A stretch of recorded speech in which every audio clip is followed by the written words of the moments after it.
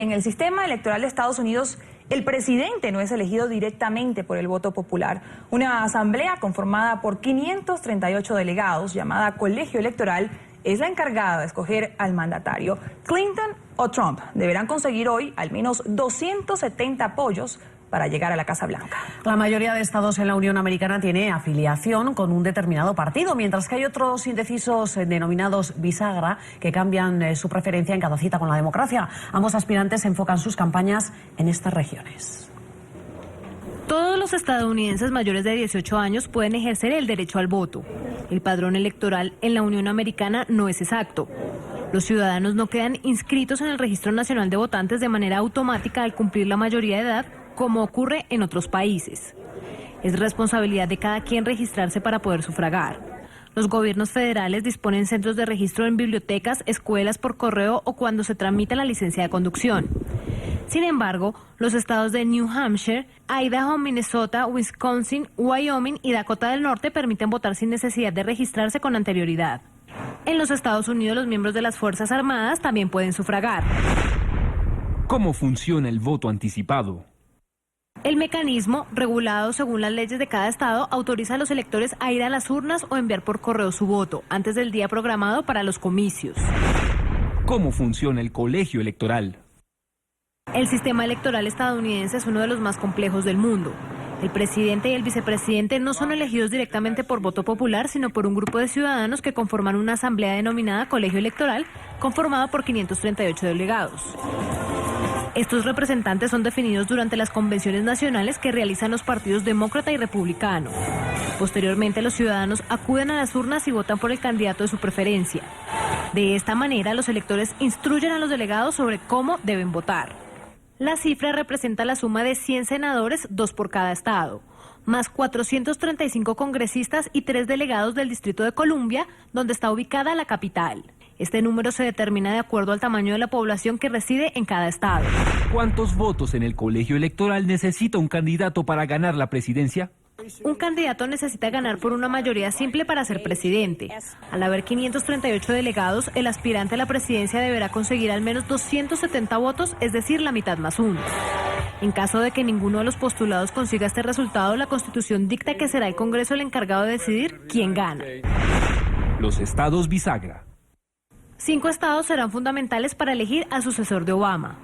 El voto en Carolina del Norte, Nevada, Ohio, Iowa y Florida es determinante.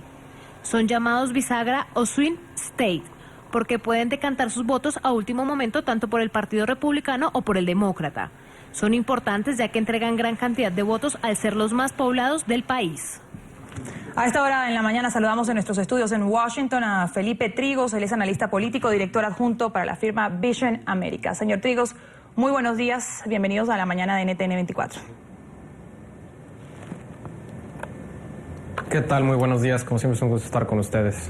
Señor Trigos, son 225 millones de personas convocadas a las urnas el día de hoy con distintos usos horarios dentro de todo de Estados Unidos. La costa este cierra las urnas 3 horas antes que la costa oeste. ¿Es realmente posible hacer fraude en Estados Unidos como lo ha contemplado o como lo ha dicho en repetidas ocasiones Donald Trump? Porque las elecciones de hoy, por primera vez en décadas, uno de los 2 candidatos ha tenido o ha tratado de sembrar dudas frente a la legitimidad del sistema.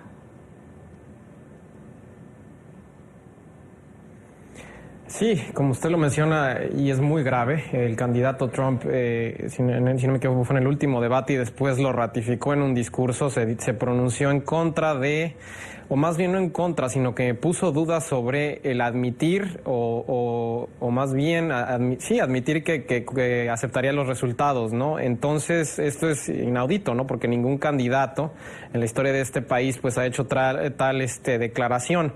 Ahora, realmente yo lo veo muy complicado que se niegue a hacerlo, a menos que haya una razón verdaderamente en donde encontremos un estado donde haya muchísima cercanía entre los dos candidatos, cosa que no hemos visto desde el año 2000 en Florida, ¿no? Con Al Gore contra Bush.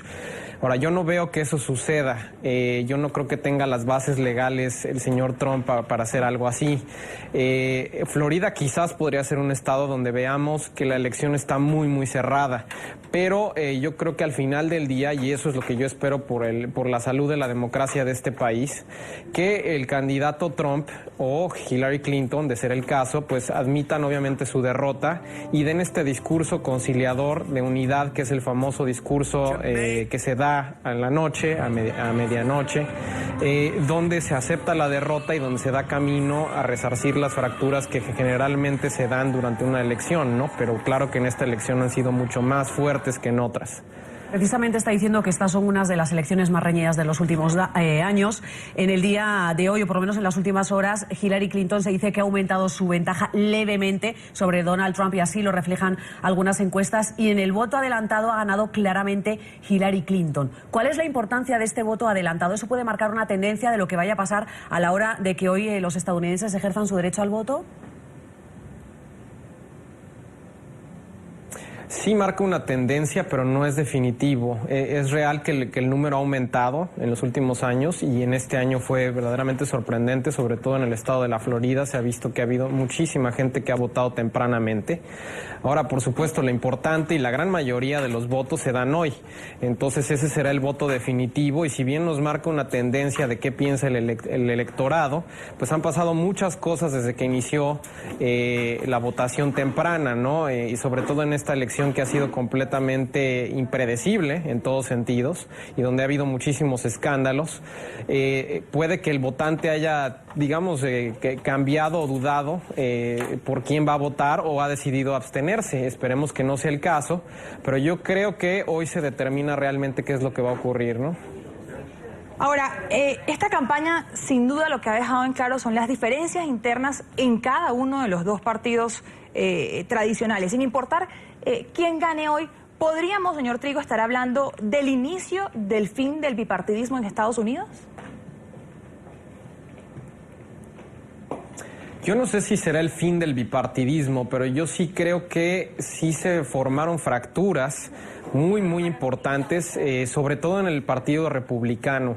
Más allá de las diferencias que vimos en el Partido Demócrata con Bernie Sanders y con Hillary Clinton, es un partido que, en mi opinión, pudo, resarcir esas fracturas y lanzarse a la elección general mucho más unido que el republicano.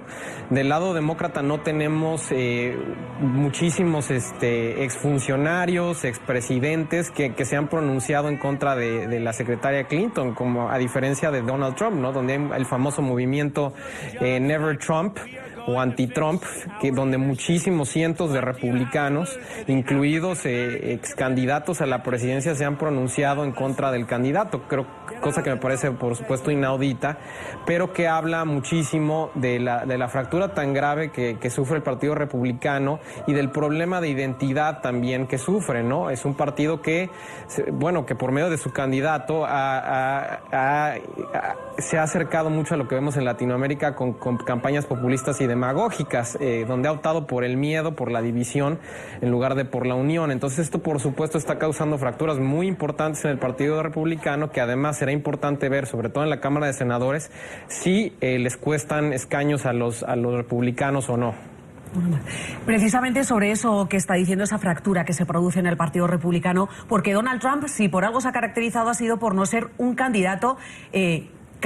Ha sido una persona que se ha salido muchas veces del guión y que ha dado declaraciones que han llamado la atención, no solo en Estados Unidos, sino también fuera de ese país. Precisamente quería preguntarle, muchos dicen que es un candidato atípico, pero que sin embargo, si quedara como presidente de los Estados Unidos, muchas cosas de las que ha dicho las va a tener que aterrizar y sería un presidente, digamos, entre comillas, si lo podemos llamar así, más o menos normal. Muchas de las cosas que ha dicho Donald Trump no se van a llevar a cabo y efectivamente va a tener que aterrizar en caso de que quede como presidente de los Estados Unidos.